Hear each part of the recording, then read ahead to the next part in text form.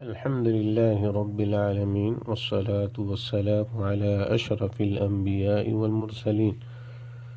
مدح و تعریف میں جائز و مناسب کلمات کہے جا سکتے ہیں، لیکن کسی بھی انسان کی تعظیم کے لیے ایسے الفاظ استعمال کرنا جن میں غلو ہو درست نہیں، کیونکہ اس سے مخاطب کے دل میں غرور پارسائی آ سکتا ہے اور وہ اللہ کے حضور عجز و انکسار ترک کر کے اس کی توفیق خاص سے محروم ہو سکتا ہے۔ غلو شرک تک لے جاتا ہے۔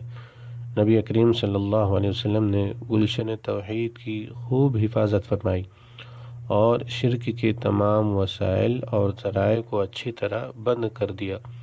شرک کا ایک ذریعہ یہ بھی ہے کہ انسان کسی قابل قدر اور لائق تکریم ہستی کی مدح و ستائش کے لیے الفاظ میں غلو کرے اور حد سے تجاوز کر جائے۔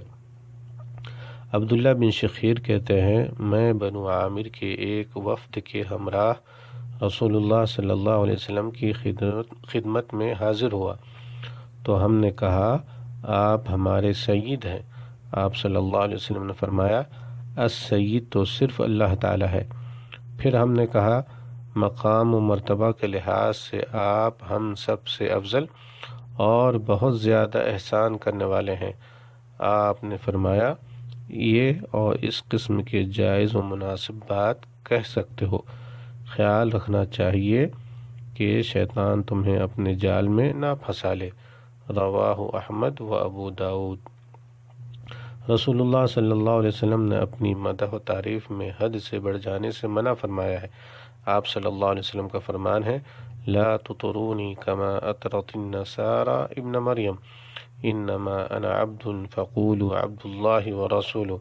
تم میری تعریف کرنے میں حد سے نہ بڑھ جانا، جیسے نصارہ عیسیٰ بن مریم کی تعریف میں حد سے بڑھ گئے تھے۔ میں تو ایک بندہ ہوں، تم مجھے اللہ کا بندہ اور اس کا رسول کہو۔ رواہ البخاری۔ اللہ تعالی اعلم۔ السلام علیکم ورحمۃ اللہ وبرکاتہ۔